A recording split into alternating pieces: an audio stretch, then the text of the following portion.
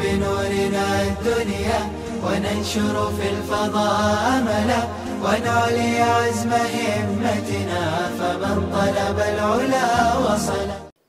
فأعوذ بالله من الشيطان الرجيم. بسم الله الرحمن الرحيم. الرحمن علم القرآن خلق الإنسان علمه البيان. وقال النبي صلى الله عليه وسلم إن من البيان لسحرا، أو كما قال النبي صلى الله عليه وسلم.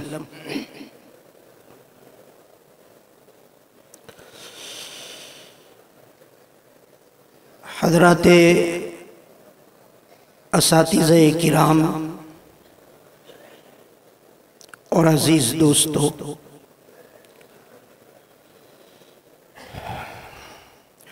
صبح سے آپ حضرات کا جو پروگرام جاری ہے، یہ پروگرام اور یہ جلسہ نہایت عمدہ، اپنی صورت اور سیرت دونوں اعتبار سے، کمیت اور کیفیت دونوں لحاظ سے یہ نہایت اعلیٰ اور بہترین جلسہ آپ کا جاری ہے۔ ظاہر ہے آپ حضرات کو اس بات کا علم ہے کہ جب صبح سویرے ماں اپنے چھوٹے بچے کو، بلکہ خوبصورت اور حسین و جمیل بچے کو نہلا کر، کپڑے پہنا کر اس کو تیار کرتی ہے تو اس کی پیشانی پر ایک کالا نقطہ لگاتی ہے، اور ماں کے دل میں یہ جذبات ہوتے ہیں کہ میرا یہ حسین و جمیل بیٹا جب تیار ہوا ہے تو کسی کو اس کی نظر نہ لگ جائے، تو اس لیے ماں اس کی پیشانی پر نقطہ لگا دیتی ہے۔ بیائن ہی اسی طرح سے ہماری اس انجمن کے روح رواں حضرت مولانا دامت برکاتہم العالیہ، جو اتنا حسین اور خوبصورت جلسہ اور اتنی خوبصورت محفل تیار کر کے پیش کر رہے تھے کہ جو ایسی تھی جیسے حضرت یوسف علیہ السلام کی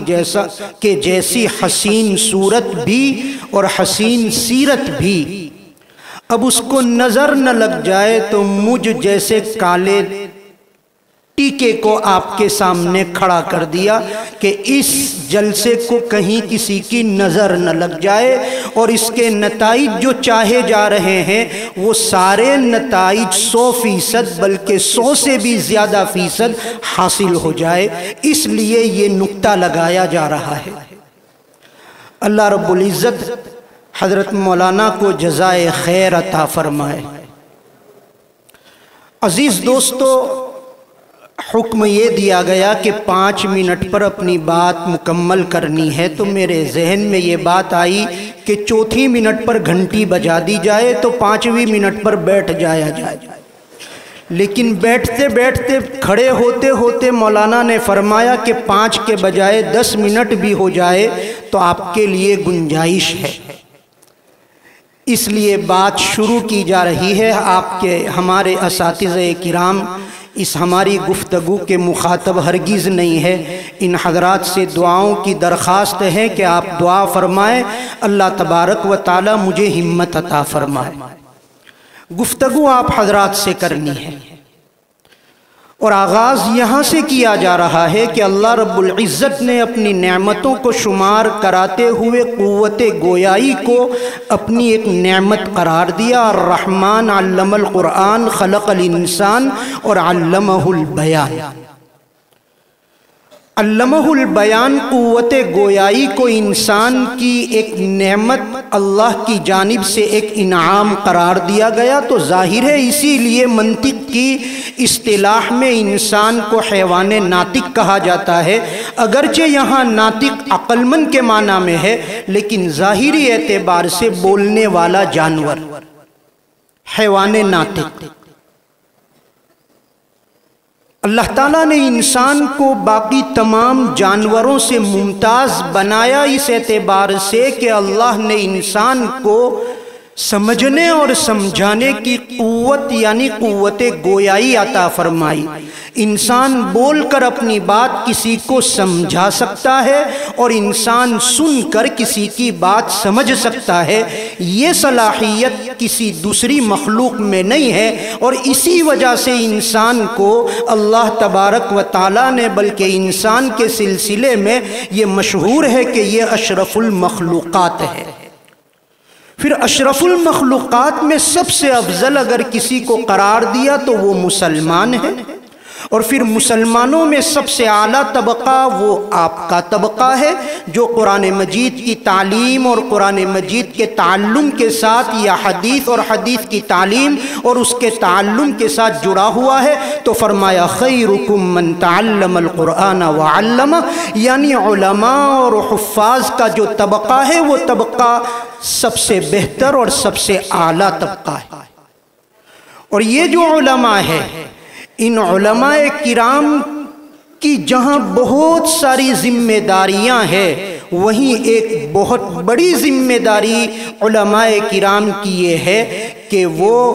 دین کی دعوت، وہ اسلام کی تعلیمات، وہ قرآن مجید کا پیغام، وہ جناب رسول اللہ صلی اللہ علیہ وسلم کی فکریں جو ان کے پاس بطور امانت موجود ہے، اس کو دوسروں تک پہنچائے۔ اور اس کو پہنچانے کا ذریعہ اگر شمار کیا جائے، ذرائع کو اگر شمار کیا جائے تو بہت کم ہے، لیکن جو کم ذرائع ہیں ان میں بھی سب سے اعلیٰ ذریعہ جو ہے وہ تقریر اور خطابت کا ذریعہ ہے کہ تقریر اور خطابت کے ذریعے خدائی پیغام کو اس کے بندوں تک پہنچایا جا سکے۔ اسی وجہ سے حضرات انبیاء علیہم السلام نے اپنے اپنے زمانے میں اللہ کے پیغام حق کو اپنی اپنی امتوں تک جو پہنچایا، اس میں سب سے بڑا ذریعہ جو تھا وہ خطابت، تقریر اور بولنے کا وہ ذریعہ تھا کہ آپ نے تقریر اور خطابت کے ذریعے اللہ کا پیغام پہنچایا۔ تمام نبیوں کو اللہ تعالیٰ نے یہ ذریعہ عطا فرمایا، حتیٰ کہ حضرت ادریس علیہ السلام کے سلسلے میں آتا ہے کہ جب یہ پوچھا گیا کہ منطق کا مدون اول کون ہے، سب سے پہلے منطق استعمال کس نے کی، یعنی عقلی دلائل کس نے پیش کیے، تو لکھا یہ گیا کتابوں میں کہ حضرت ادریس علیہ السلام نے اللہ کی دعوت کو اور اللہ کے پیغام کو پہنچانے کے لیے منطق کا استعمال کیا۔ پھر آپ کے بعد بقرات اور سقراط اور افلاطون اور وغیرہ آئے جنہوں نے منطق کو باقاعدہ ایجاد کیا، لیکن استعمال جو کیا وہ حضرت ادریس علیہ السلام نے۔ مولانا نے ابھی آیت کریمہ پڑھی جس میں فصل الخطاب کا لفظ آیا۔ فصل الخطاب کے معنی یہ ہے صاف صاف گفتگو کرنا، صاف صاف اپنا پیغام اور اپنی بات پہنچانا۔ حتیٰ کہ ابن عساکر نے حضرت عبداللہ ابن عباس رضی اللہ تعالی عنہما کے حوالے سے حدیث پاک نقل کی ہے کہ اللہ کے نبی صلی اللہ علیہ وسلم جب انبیاء علیہ السلام کا تذکرہ فرماتے اور وہاں حضرت شعیب علیہ السلام کا ذکر آتا تو جناب رسول اللہ صلی اللہ علیہ وسلم اس موقع پر حضرت شعیب کے ساتھ خطیب الاسلام کا، خطیب الانبیاء کا لقب لگاتے تھے۔ حضرت موسیٰ علیہ السلام نے فصاحت کی اور صاف بولنے کی دعا مانگی۔ حضرت ہارون علیہ السلام کے فصیح و بلیغ ہونے کی بنیاد پر اللہ رب العزت کے حضور حضرت موسیٰ علیہ السلام نے یہ التجا پیش کی کہ میرا وزیر اور میرا نائب اور میرا معاون حضرت ہارون کو بنا دیجئے کہ یہ بڑے فصیح و بلیغ ہے۔ یہ جو تقریر اور خطابت ہے، یہ تقریر و خطابت کے ذریعے ہم کیا کام کر سکتے ہیں؟ تقریر اور خطابت کے میادین، تقریر اور خطابت کی جگہیں اور مقامات کون کون سے ہیں کہ جہاں سے ہم دینی اعتبار سے تقریر اور خطابت کو استعمال کر کے اس سے ہم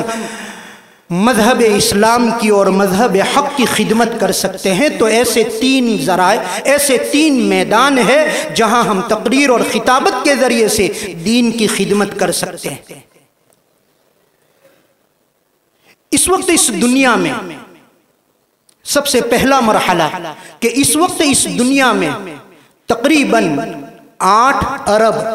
26 کروڑ انسان آباد ہے۔ 8 ارب 26 کروڑ انسان یا اس سے زیادہ انسان اس دنیا میں آباد ہے، اس دھرتی پر اس وقت موجود ہے۔ ان میں سے 2 ارب سے زیادہ مسلمان ہیں اور باقی 6 ارب سے زیادہ غیر مسلمین ہیں۔ اب یہ خدا کا پیغام، اب یہ حق کا پیغام، اب یہ قرآن کی تعلیمات، اب یہ اللہ کے نبی صلی اللہ علیہ وسلم کی کڑن اور آپ کی فکر ان 6 ارب سے زیادہ لوگوں کے کانوں سے ان کے قلوب تک اتارنے کے لیے اب کوئی فرشتہ نہیں آئے گا، اب کوئی نبی نہیں آئے گا، اب اللہ تعالیٰ کسی رسول کو آسمان سے نہیں اتاریں گے، نبوت کا سلسلہ مکمل ہو چکا۔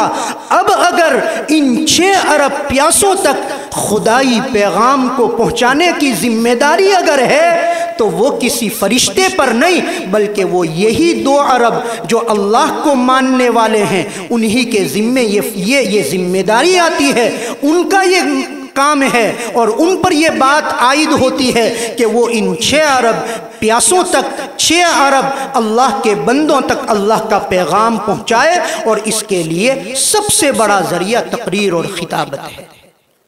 اگر نظر ڈالی جائے اس اعتبار سے ہمارے پاس کوئی ایسا مکمل نظام نہیں ہے کہ خدا کے اس دین کو ان 6 ارب لوگوں تک پہنچایا جائے، اس کے لیے کوئی مکمل نظام نہیں ہے۔ کہیں کہیں بعض خطوں میں کچھ افراد یا کچھ ادارے اس طرح کا کام کرتے ہیں، لیکن اس کے بالمقابل اگر دیکھا جائے تو عیسائیوں کے یہاں اس کا باقاعدہ بین الاقوامی اور ورلڈ لیول پر اس طرح کا نظام چلتا ہے، اور اس میں 1-2 یا 1-2 تنظیمیں یا 1-2 افراد نہیں، بلکہ ہزاروں اور لاکھوں کی تعداد میں لوگ اس میں جڑ کر عیسائیت کا پیغام غیر عیسائیوں تک پہنچا رہے ہیں۔ اس کا نتیجہ یہ ہوا کہ بر اعظم افریقہ کا خطے کے اعتبار سے مسلمانوں کا سب سے بڑا ملک سوڈان جس کو کہا جاتا ہے، وہاں بت پرست قبائل میں عیسائیوں نے منظم انداز میں جب محنت کی تو اس علاقے کے بت پرستوں کو عیسائیت میں کنورٹ کر کے عیسائیت اور عیسائیوں کی اکثریت وہاں بنا دی، اور پھر اس کے بعد ریفرینڈم کرا کر عیسائیوں کا ایک جنوبی سوڈان کے نام سے مستقل ایک آزاد ملک انہوں نے بنا دیا۔ یہی ترتیب اور یہی نظام انڈونیشیا کے ایک علاقے پر وہ کر رہے ہیں، اور ٹیمور کے نام سے مستقل ایک علاقہ انہوں نے الگ کر لیا، اور وہاں محنت کر کے وہاں کی اکثریت کو انہوں نے غیر عیسائیت سے عیسائیت کی طرف منتقل کر دیا۔ ضرورت اس بات کی ہے کہ یہ خدا کا پیغام حق جب ہم نائبین نبی بنے ہیں، اور جب ہم وارثین انبیاء بنے ہیں، اور جناب رسول اللہ صلی اللہ علیہ وسلم کے وارث بنے ہیں، اور حق ہمارے پاس ہے، تو ان تک جہاں تک یہ حق نہیں پہنچا ہے وہاں تک حق پہنچانے کی ذمہ داری یہ ہماری ہے، اور اس کے لیے ذریعہ جو ہے وہ تقریر و خطابت کا ہے۔ میں بہت مختصر دوسرا مرحلہ جہاں ہم تقریر اور خطابت کے ساتھ بات کر سکتے ہیں، کام کر سکتے ہیں، وہ یہ کہ یہ 2 ارب مسلمان جو مسلمان کہلاتے ہیں، میری زبان میں وہ طاقت نہیں ہے کہ میں یہ بات کہوں، مگر یہ کہ ان کے اخلاق کی درستگی، ان کے اعمال کی صحت، ان کو صحیح معنی میں دین سے واقف کرنا اور دین پر ان کو لانا، یہ بھی تو علماء کی ذمہ داری ہے، یہ بھی تو وارثین انبیاء کی ہی تو ذمہ داری ہے۔ اس کے لیے بھی ہمارے پاس اگر کوئی نظام ہے تو ایک نظام دعوت و تبلیغ کے عنوان سے ہے کہ جس نے چپے چپے میں جا کر اور جس نے زمین کے کونے کونے پر جا کر اللہ رب العزت کا پیغام اور اعمال کو درست کرنے کی کوشش کی، مگر اس میں بھی ابھی محنت کی بھی ضرورت ہے اور اخلاص کی بھی ضرورت ہے۔ اس کے لیے بھی ضرورت پڑے گی تقریر و خطابت کی۔ تیسرے نمبر پر اس دنیا میں اللہ رب العزت کا یہ دین حق ہے، اور جو حق ہوتا ہے اسی پر اشکال اور اعتراضات ہوتے ہیں۔ دشمنان اسلام کی جانب سے آئے دن اللہ رب العزت پر، جناب رسول اللہ صلی اللہ علیہ وسلم کی رسالت پر، خدا کی وحدانیت پر، خدا کی یکتائیت پر، اللہ رب العزت کی شریعت پر آئے دن جو اعتراضات ہو رہے ہیں، اور یہ صرف دشمنان اسلام نہیں بلکہ جدید تعلیم یافتہ روشن خیال جو اپنے آپ کو مسلمان کہتے ہیں، وہ بھی شریعت پر، وہ بھی احکام اسلام پر، وہ بھی مسائل فقہیہ پر، وہ بھی اعمال پر آئے دن اعتراضات کرتے ہیں۔ ان کا تحقیقی جواب اگر دینا ہے تو وہ تحقیقی جواب تقریر اور خطابت کے بغیر نہیں دیا جا سکتا۔ معلوم ہوا کہ 3 مرحلے ایسے ہیں، 3 میدان ایسے ہیں جہاں رہ کر، جہاں پہنچ کر ہم تقریر اور خطابت کے ذریعے سے دین کی خدمت کر سکتے ہیں۔ دوسری بات یہ ہے کہ ہم نے مقامات حریری اور مختارات وغیرہ میں پڑھا کہ وہاں اس کتاب کے جامع نے مختلف ادوار اور مختلف زمانوں کے اسلوب خطابت اور انداز تکلم کے نمونے وہاں پیش کیے ہیں۔ اس لیے ضرورت ہے، میں اپنی بات کو مختصر کر دیتا ہوں اس لیے کہ بجائے 5 منٹ کے وقت زیادہ ہو گیا۔ ضرورت اس بات کی ہے کہ ہمیں اپنی تقریر کو موجودہ زمانے کے تقاضوں کے اعتبار سے اس کی تیاری کرنی چاہیے۔ جہاں تک تاثرات کی بات ہے تو تاثر تو وہاں پیش کیا جاتا ہے جہاں کوئی بات دیکھی جائے، یہاں تاثر اچھا ہی اچھا ہے۔ پہلے ہی میں عرض کر چکا کہ یہ کالا ٹیکا کھڑا کیا گیا ہے، ورنہ آپ 100% کامیاب ہے۔ آپ میں کسی قسم کی کوئی بات نہیں ہے کہ جس کو یہاں پیش کیا جائے، بس ایک بات دل میں آ رہی ہے جو چبھ رہی ہے، اس لیے اپنے دل کی بھڑاس نکال دوں۔ بات اصل یہ ہے کہ کامیابی یہ نہیں ہے کہ آج کے اس پروگرام میں 10 منٹ کھڑے ہو کر بہترین تقریر کر لی، سب نے شاباش کہہ دیا، سب نے تحسین دے دی، اور سب نے جو ہے اس پر تالی بھی بجا لی اگر تھوڑا آگے بڑھ کر کہہ دیا جائے۔ یہ حقیقت میں کامیابی نہیں ہے۔ میں یہ سمجھتا ہوں کہ کامیابی وہ ہوتی ہے جو بالتدریج ہو، جو آہستہ آہستہ ہو۔ جو کام آہستہ آہستہ ہوا کرتا ہے وہ پائیدار اور مضبوط ہوتا ہے۔ اس لیے حقیقی معنی میں یہ ہمارے اساتذہ کرام جو ہے غالباً اس کی تائید فرمائیں گے، کامیابی اصل یہ تھی کہ پورا سال اگر ہماری پورے سال میں اردو انجمن میں یا عربی کی نادی میں ہماری 6 مرتبہ باری آ رہی ہے تو 6 تقریر ہمارے پاس ہوتی، ہماری کاپی میں لکھی ہوئی ہوتی، اور ہر جمعرات کو نہایت محنت کے ساتھ، پختگی کے ساتھ ہم نے وہ تقریر وہاں پیش کی ہو، اور وہ پیش کی ہوئی تقریر ہماری کراسہ اور کاپی میں وہ تقریر موجود ہو، تو آج میرے لیے یہ فخر کی بات ہے کہ پورے سال میں عربی دوم کے، عربی سوم اور عربی چہارم کے پورے سال میں میں نے کل 6 تقریریں یاد کی۔ وہ 6 تقریریں مجھے ضبط بالصدر بھی ہے اور ضبط بالکتاب بھی ہے، دونوں اعتبار سے وہ تقریریں میرے پاس ہے، اور یہ میرے لیے خوشی کا موقع ہے کہ عربی دوم کی 6، عربی سوم کی 6، عربی چہارم کی 6، اور یوں ہفتوں تک پہنچتے پہنچتے یوں کہہ سکتے ہیں کہ میرے پاس 40 تقریروں کا مجموعہ ہے۔ تو اصل کامیابی میرے خیال سے وہ تھی، یہ بھی کامیابی ہے۔ انشاءاللہ آپ کو ابھی اس کامیابی پر آپ کے اساتذہ کرام انعامات سے نوازیں گے۔ اس لیے کوشش اس بات کی کرنی ہے کہ کامیابی جو حاصل کی جائے وہ پائیدار یعنی تدریجاً حاصل کی جائے، آنن فانن کامیابی حاصل نہ کی جائے، ورنہ وہ تو ایک سیلاب کی طرح ہے،